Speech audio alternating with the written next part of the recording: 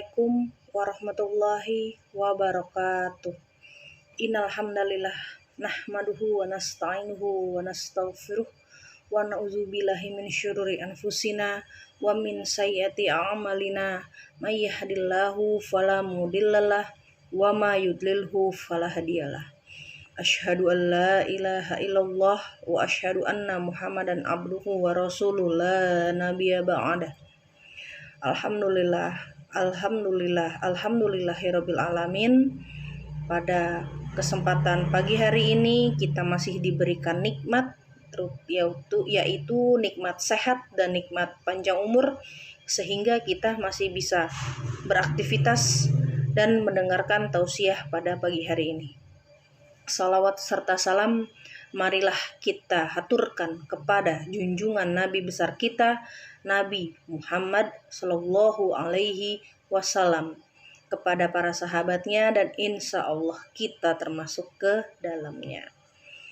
Seperti biasa, kegiatan rutinitas pagi kita yaitu setiap hari Jumat, yaitu tausiah pagi, yang insya Allah akan disampaikan oleh saya sendiri selaku guru agama, yang akan memberikan atau membagi ilmu kepada anak-anakku semua, ya, dari kelas 1 sampai dengan kelas 6, yang insya Allah bermanfaat untuk kalian semua dan bisa diterapkan dalam kehidupan sehari-hari.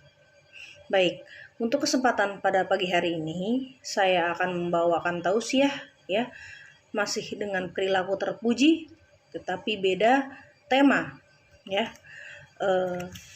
Di sini ada beberapa poin yang akan saya bahas, ya. Yang pertama, di sini ada sikap terpuji, yaitu jujur. Yang kedua, hormat dan patuh kepada orang tua. Yang ketiga, disiplin. Dan yang keempat, bekerja keras.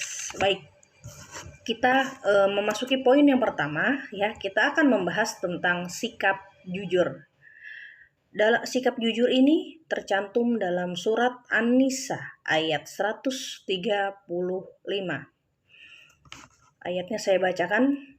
A'udzubillahi minasyaitonirrajim. Bismillahirrahmanirrahim. Ya ayyuhalladzina amanu kunu aqwamina bil qais syuhada'a lillahi walau ala anfusikum awil walidaini wal aqrabin iyyakum ghaniyya aw faqiran aw tu'ridu fa innallaha kana bima ta'maluna khabira. Shadaqallahul azim. Yang artinya, wahai orang-orang yang beriman, jadilah kamu orang yang benar-benar penegak keadilan, menjadi saksi karena Allah, biarpun terhadap dirimu sendiri atau ibu, bapak, dan kaum kerabatmu. Jika ia kaya ataupun miskin, maka Allah lebih tahu kemaslahatannya. Maka janganlah kamu mengikuti hawa nafsu karena ingin menyimpang dari kebenaran. Dan jika kamu memutarbalikkan kata-kata atau enggan menjadi saksi, maka sesungguhnya Allah adalah Maha mengetahui segala apa yang kamu kerjakan. Baik. Nah, di sini, ya, tentang sikap jujur tercantum dalam surat An-Nisa ayat 135. Boleh nanti dicek, ya. Ya, selanjutnya sikap jujur ini ada sebuah kisah, ya. Kita ambil dari kisah Rasulullah berdagang kurma, ya. Di sini ada kisah kisah Rasulullah berdagang kurma. Ya, sebelumnya, jujur adalah berkata yang sebenarnya atau tidak berbohong. Sikap jujur dapat kita contoh dari Rasulullah Shallallahu Alaihi Wasallam. Rasulullah Shallallahu Alaihi Wasallam dijuluki Al-Amin. Apa itu Al-Amin? Al-Amin yang artinya orang yang dapat dipercaya. Dalam sejarah Rasul dikisahkan Rasulullah Shallallahu Alaihi Wasallam berjualan kurma pada usia 12 tahun. Beliau sangat jujur ketika berjualan. Jika ada kurma yang busuk, dia akan menjelaskan kepada pembeli. Rasulullah Shallallahu Alaihi Wasallam pun melaporkan hasil penjualan kepada majikannya dan tidak pernah berbohong. Kebiasaan lain yang membuat para pembeli suka adalah yang pertama, Rasulullah Shallallahu Alaihi Wasallam tidak pernah mengurangi timbangan atau takaran. Yang kedua, tidak memberikan janji-janji yang berlebihan, apalagi sumpah palsu. Yang ketiga, semua transaksi jual beli dilakukan atas dasar sukarela. Dan yang terakhir, diiringi ijab kabul dalam jual beli. Jadi kebiasaan Rasulullah Shallallahu Alaihi Wasallam ini ketika ia usia 12 tahun dan berjualan kurma, ya, itu Rasulullah tidak pernah mengurangi timbangan atau takaran, tidak juga memberikan janji-janji yang berlebihan apalagi sumpah palsu. Semua transaksi jual beli dilakukan atas dasar sukarela dan diiringi ijab kabul dalam jual beli. Itulah kebiasaan Rasulullah inilah yang harus kita ikuti, harus kita kita tanamkan dalam diri kita, ya. Kecuali mohon maaf, terutama untuk orang tua yang berdagang, ya, ikuti nih cara Rasulullah. Ketika berdagang kita harus jujur, tidak boleh berbohong. Ya, kalau memang ada jualannya yang barang jualannya ada yang tidak bagus, diberitahukan kepada yang beli, gitu ya. Selanjutnya, sejarah mencatat bahwa Rasulullah Shallallahu Alaihi Wasallam adalah pedagang yang paling sukses dalam masyarakat Quraisy saat itu.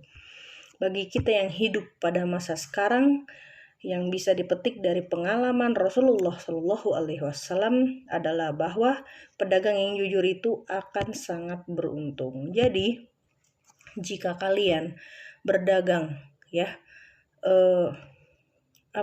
secara jujur, ya, menjadi pedagang yang jujur, insya Allah hidup kita akan sukses dan selalu menjadi orang yang beruntung.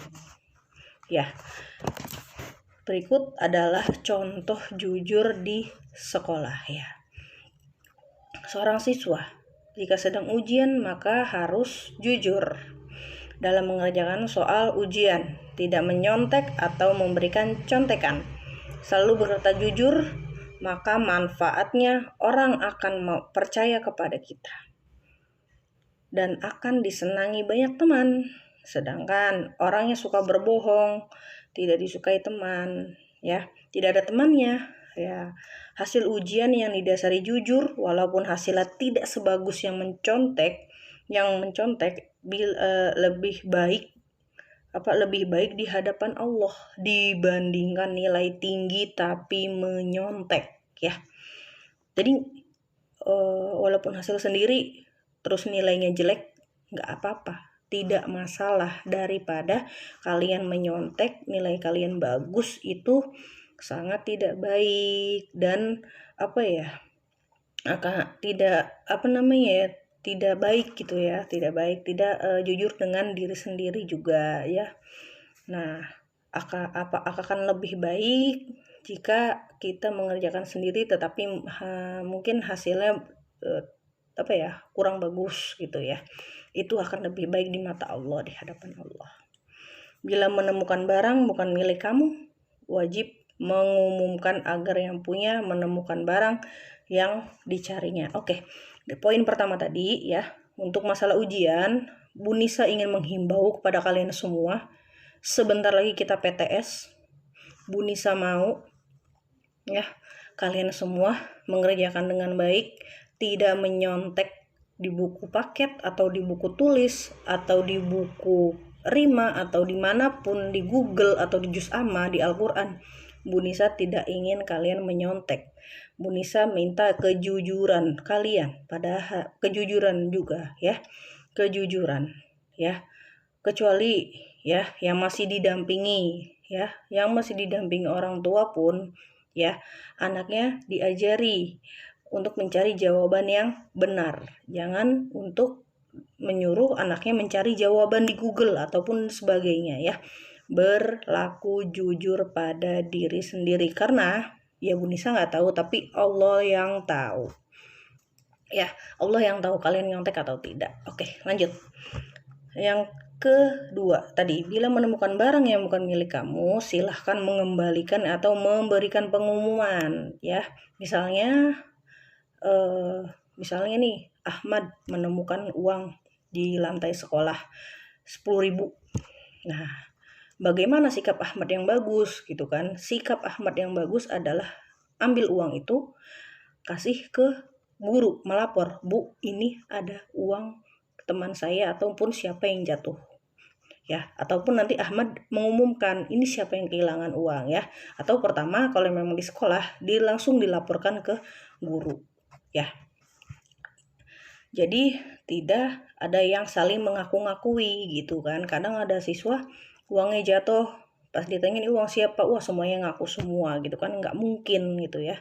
Ya, selanjutnya tidak mencuri barang teman. Nah ini ya, tidak boleh mencuri barang teman. Kalau ingin meminjam, minta izin terlebih dahulu. Kalau tidak ada kata-kata meminta izin, sama saja kalian mencuri. Ya, itu sangat tidak baik. Selanjutnya, jika ditanya, berkatalah sesuai kenyataan. Jadi, jika kalian ditanya oleh seseorang, ya, Bu Guru, Bapak Guru, teman, atau orang tua, atau orang lain, kalian berkata jujur, ya, sesuai kenyataannya. Jangan dilebih-lebihkan dan jangan dikurang-kurangi. Ya, sesuai dengan kenyataan yang kamu lihat. Baik. Selanjutnya, itu tadi poin pertama yaitu sikap jujur, ya. Poin yang kedua adalah hormat dan patuh kepada orang tua dan guru. Pengertian mengenai hormat dan patuh. Hormat berarti menghargai orang lain, baik kepada guru dan sesama anggota keluarga. Sedangkan patuh adalah melakukan perintah orang tua dengan hati ikhlas.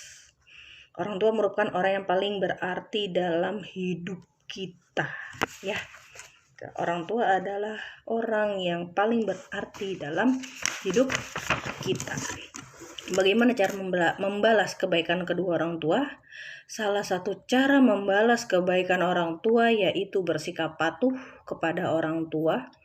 Selain kepada orang tua, kita harus bersikap patuh kepada guru dan anggota keluarga yang lainnya. Perilaku hormat ditunjukkan dengan berbakti kepada orang tua. Berbakti merupakan kewajiban anak kepada orang tua. Berbakti kepada orang tua merupakan salah satu amal soleh. Sikap berbakti ini, ya, sikap berbakti kepada orang tua terdapat dalam beberapa ayat Al-Quran yang tercantum dalam surat Al-Isra ayat 23. A'udzu billahi minasyaitonir rajim. Bismillahirrahmanirrahim.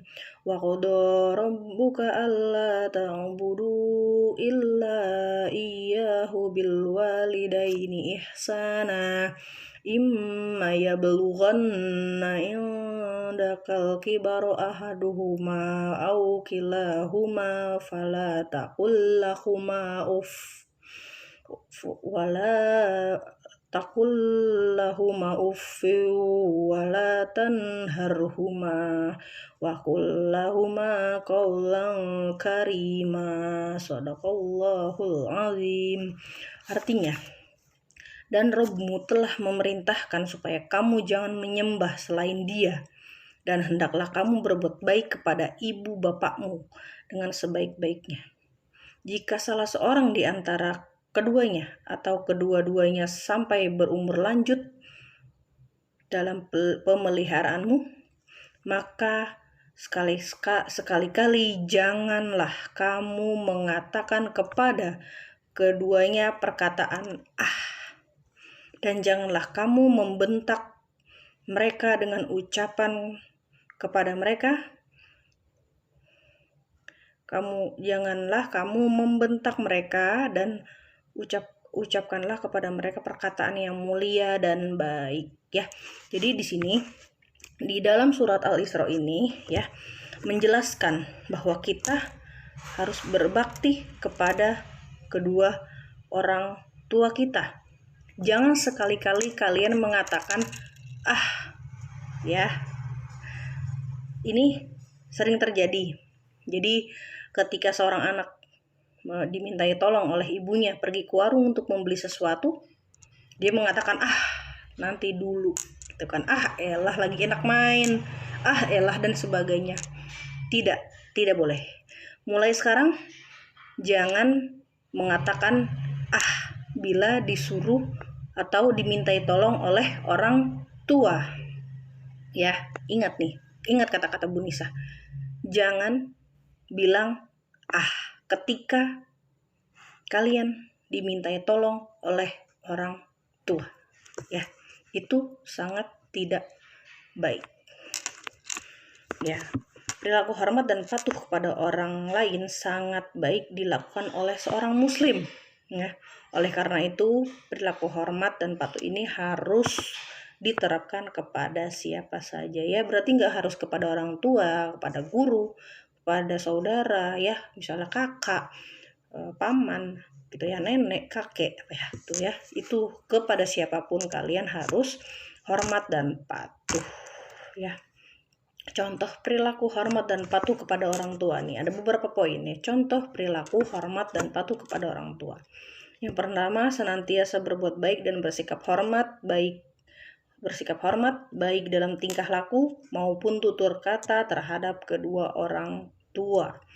Yang kedua, mengikuti keinginan dan saran orang tua selama keinginan dan saran-saran itu tidak melanggar ajaran agama. Yang ketiga, membantu kedua orang tua sesuai kemampuan kita.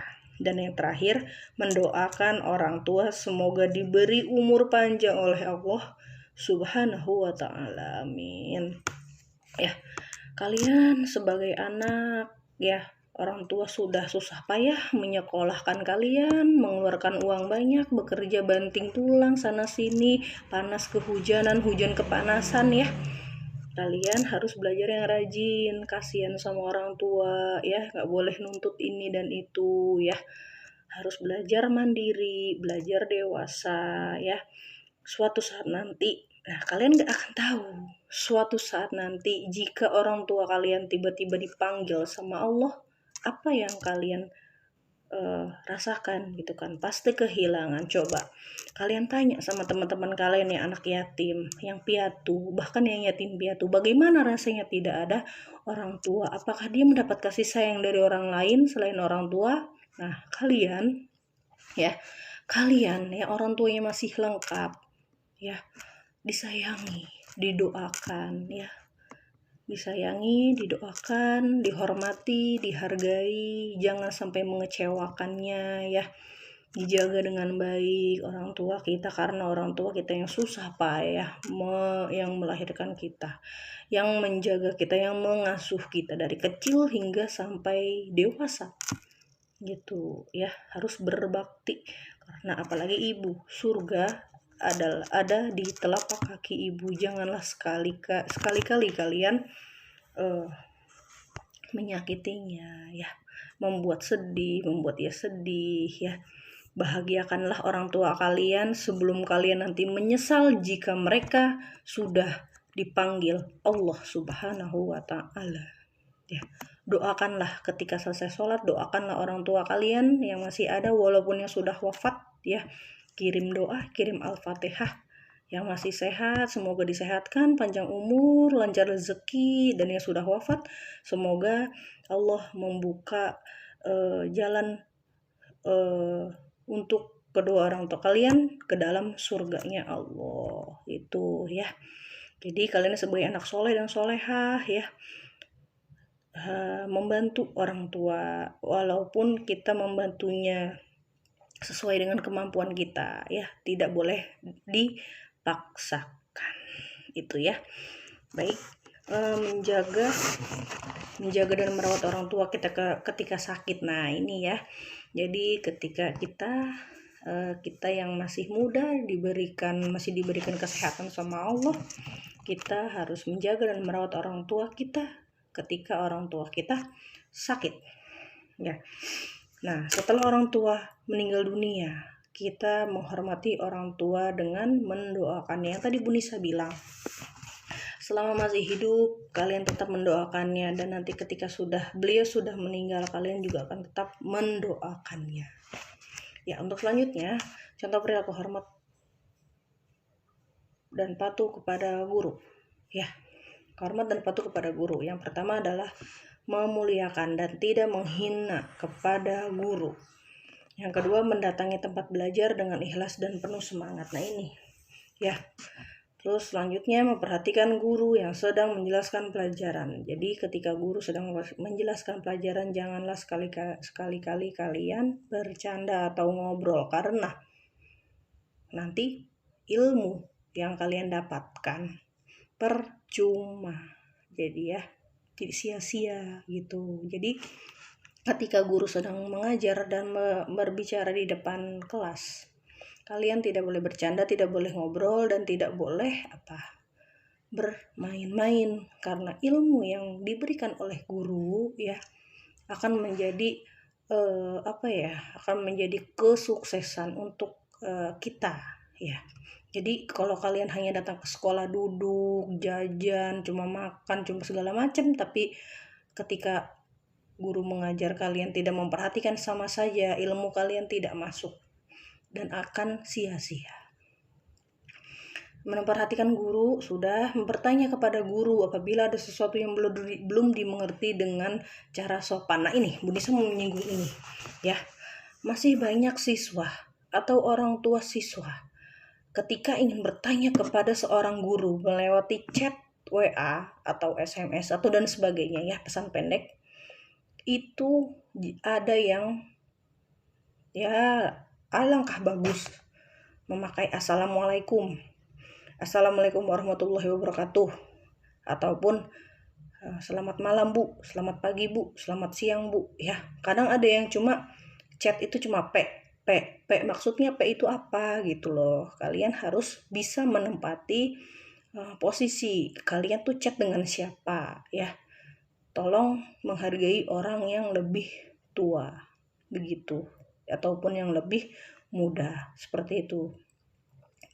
Silahkan kalian chat assalamualaikum, dan kata-kata assalamualaikum ini jangan sekali-kali kalian singkat, misalnya ASS, askum, dan sebagainya, karena assalamualaikum itu udah mendapatkan berapa? 1 pahala. Warahmatullahi mendapatkan 1 pahala lagi. Wabarakatuh mendapatkan 1 pahala lagi. Alangkah bagusnya kalau kalian memberi salam dengan lengkap, assalamualaikum warahmatullahi wabarakatuh. Itu baru seperti itu, tolong ya. Jangan yang masih suka chat guru ya dengan kata-kata p ataupun langsung bu gitu kan. Tolong sekarang dengan kata-kata yang lebih baik, yang lebih sopan, ucapkan salam, selamat pagi, selamat malam, selamat sore, selamat siang, ataupun assalamualaikum warahmatullahi wabarakatuh. Jangan sekali-kali assalamualaikum kalian singkat, karena itu mengandung arti yang berbeda. Assalamualaikum warahmatullahi wabarakatuh ya. Semoga kalian diberikan keselamatan ya.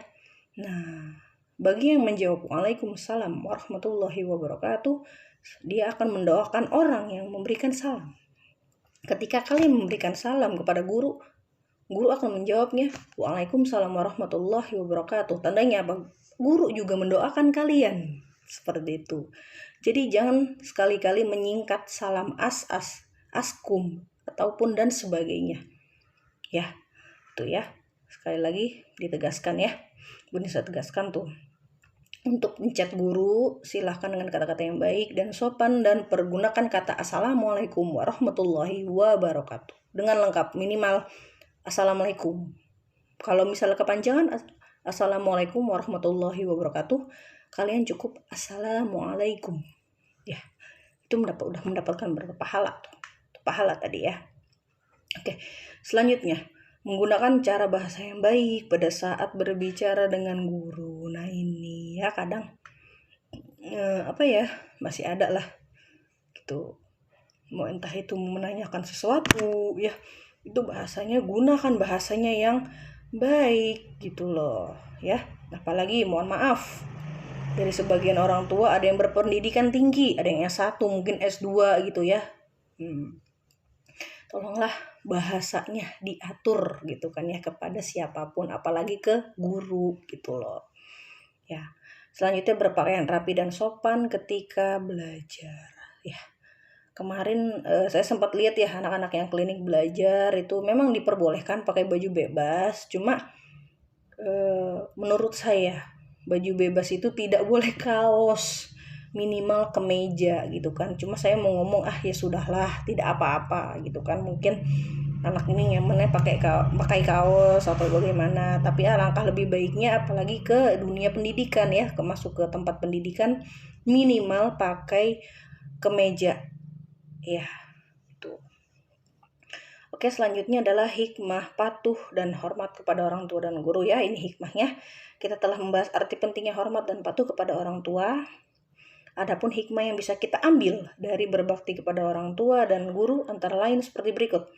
Berbakti kepada orang tua merupakan amalan yang paling utama ya. Tolong didengarkan. Apabila kedua orang tua kita ridho atas apa yang kita perbuat, Allah Subhanahu wa Ta'ala akan ridho. Kalau orang tua kita tidak ridho, Allah tidak akan merestui, tidak akan ridho juga. Ya, berbakti kepada orang tua menghilangkan kesulitan yang sedang dialami, yaitu dengan cara bertawasul dengan amal soleh tersebut. Berbakti kepada orang tua akan diluaskan rezeki dan diperpanjangkan umur. Ya, ini ya.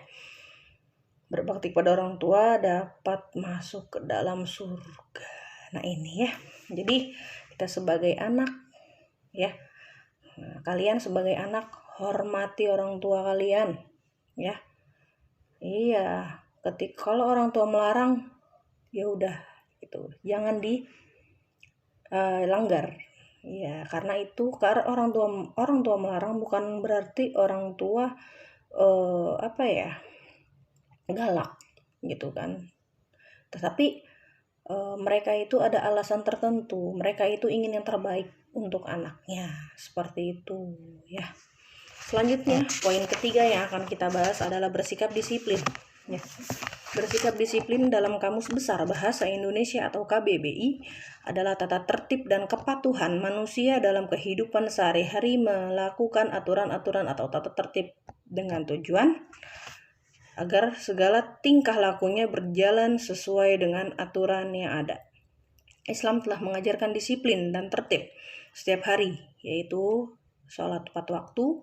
Jika sholat tepat waktu, kita sudah dapat dikatakan disiplin dalam waktu sholat ya.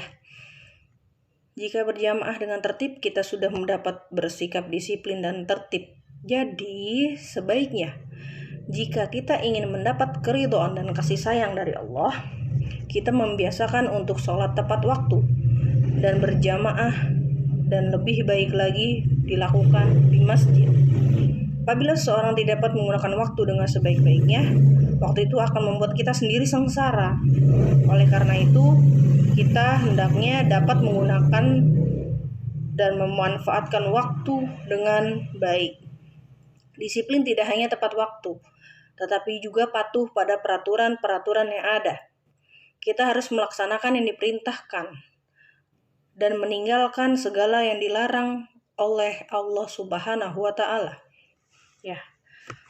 Di sini Rasulullah Shallallahu alaihi wasallam bersabda dalam hadis Arba'in ke-12, yaitu dari Abu Hurairah radhiyallahu anhu, ia berkata, Rasulullah Shallallahu alaihi wasallam bersabda, merupakan tanda baiknya Islam seseorang dia meninggalkan sesuatu yang tidak berguna baginya. Ya, jadi apabila seseorang dikatakan baik dalam agama Islamnya, yaitu seseorang yang meninggalkan sesuatu yang tidak berguna baginya. Ya, oke. Berikut adalah contoh disiplin. Disiplin pribadi merupakan sifat dan sikap terpuji yang menyertai kesabaran, ketekunan, dan lain-lain. Orang yang tidak mempunyai sikap disiplin pribadi sangat sulit untuk mencapai tujuan. maka setiap pribadi mempunyai kewajiban untuk membina melalui latihan. Misalnya tata tertib atau aturan yang ada di rumah atau di masyarakat. Siswa harus memiliki disiplin belajar di sekolah, juga harus memiliki disiplin dimanapun dia berada. Sikap disiplin pribadi seorang anak di dalam belajar tercermin dalam kedisiplinan penggunaan waktu, baik waktu dalam belajar ataupun waktu dalam mengerjakan tugas, serta menaati tata tertib. Nah ini, ngomong-ngomong masalah waktu dalam mengerjakan tugas, ya. Selama ini Bu Nisa tidak pernah memberikan tenggat waktu untuk tugas, ya. Tetapi bukan berarti ya kalian semena-mena, kalian seenaknya aja mengumpulkan tugasnya, misalnya sebulan sekali. Ya, jangan ya. Karena nilai harian itu sangat membantu kalian nanti untuk kenaikan kelas. Kalau tidak ada nilai harian nanti bagaimana gitu kan, terutama kelas 6 nih ya. Ke kelas 6 Bu Nisa ingatkan kalian waktunya sebentar lagi, tidak akan lama, makanya tugas-tugas hariannya atau ulangan harian segera dikerjakan gitu ya. Oke, mudah-mudahan kalian bisa disiplin dalam belajar, disiplin dalam mengerjakan tugas dan mengumpulkan tugas dan lain-lain. Baik, kita masuk poin keempat, yaitu bersikap kerja keras ya. Di sini bersikap kerja keras tercantum dalam surat Al-An'am ayat 132. A'udzubillahi minasyaitonirrajim. Bismillahirrahmanirrahim. Qul ya qaumi u'malu ala ma kanatikum inni amilu fasawfa ta'lamuna man takunu lahu aqibatud dar innahu la yuflihu dzalimin. Shadaqallahul azim. Artinya, dan masing-masing orang memperoleh derajat-derajat dengan apa yang dikerjakannya, dan Tuhanmu tidak lengah dari apa yang mereka kerjakan. Kerja keras itu artinya bekerja dengan rajin dan sungguh-sungguh untuk mencapai kesuksesan dalam hidup. Kita harus bekerja keras. Tanpa kerja keras mustahil cita-cita yang ingin kita cita-cita yang kita inginkan tidak akan tercapai. Ya, tanpa kerja keras mustahil cita-cita yang kita inginkan akan tercapai ya. Jadi jangan harap kalau kita nggak kerja keras, misalnya kita cita-citanya mau jadi pilot atau mau jadi apa. Kalau kita malas-malasan, malas bekerja, malas ini, nggak akan jadi pilot gitu kan. Jadi dengan kerja keras, insya Allah cita-cita yang kita inginkan insya Allah tercapai atau terwujud gitu ya. Nah, ciri-ciri orang yang suka bekerja keras, selalu bangun pagi. Nah, ini ya, selalu bangun pagi adalah ciri orang yang suka bekerja keras. Orang yang suka bekerja keras tidak menunda-nunda pekerjaan, sehingga dia akan selalu bangun pagi. Ya, yang kedua adalah memanfaatkan waktu untuk sesuatu yang berguna. Orang yang suka bekerja keras selalu mengatur waktunya dengan baik. Ada waktu untuk belajar, untuk bekerja, untuk bermain, untuk beribadah, dan untuk istirahat. Semua waktu tersebut dimanfaatkan untuk hal-hal yang berguna bagi dirinya dan orang lain. Yang ketiga adalah rajin dan disiplin dalam mengerjakan sesuatu. Rajin pangkal pandai. Orang yang rajin akan menjadi orang yang pandai. Rajin dan disiplin adalah dua hal yang harus kita miliki jika kita ingin menjadi orang yang suka bekerja keras. Keberhasilan itu ditentukan oleh kesungguhan kita dalam melakukan sesuatu. Jika kita ingin berhasil di sekolah, maka kita harus belajar dengan sungguh-sungguh. Yang keempat, tidak suka bermalas-malasan. Orang yang suka bekerja keras tidak suka bermalas-malasan. Orang yang malas berarti tidak memanfaatkan waktunya dan tidak dapat bersyukur kepada Allah Subhanahu wa Ta'ala. Ya, bertawakal kepada Allah. Selanjutnya, ya, poin terakhir yaitu bertawakal kepada Allah Subhanahu wa Ta'ala. Orang yang suka bekerja keras memiliki keyakinan bahwa Allah Subhanahu wa Ta'ala adalah Tuhan yang Maha Kuasa dan menentukan segala sesuatu di dunia ini. Untuk itu, setiap selesai mengerjakan sesuatu, kita harus menyerahkan segala sesuatunya kepada Allah Subhanahu wa Ta'ala. Itu namanya tawakal atau berserah diri kepada Allah. Orang yang suka kerja keras tidak pernah lupa berdoa kepada Allah Subhanahu wa taala dan bertawakal. Demikian juga dengan kita. Setiap selesai belajar, jangan lupa untuk berdoa dan bertawakal kepada Allah Subhanahu wa taala agar diberi kemudahan dalam menerima pelajaran di sekolah, ya. Demikianlah tausiah yang bisa Bu Nisa sampaikan. Mudah-mudahan bermanfaat untuk kalian semua dan bisa diterapkan dalam kehidupan sehari-hari, ya. Mohon maaf bila ada kesalahan datangnya dari Bu Nisa, kebenaran datangnya dari Allah Subhanahu wa taala. Mudah-mudahan kalian bisa bisa menerapkannya, ya. Bisa menerapkannya apa yang Bu Nisa sampaikan, ya. Bisa memberikan semoga tausiah ini bisa memberikan dampak positif untuk kalian, ya. Jadi sekian dari Bu Nisa, kurang dan lebihnya Bu Nisa mohon maaf. Billahi taufiq wal hidayah. Wassalamualaikum warahmatullahi wabarakatuh.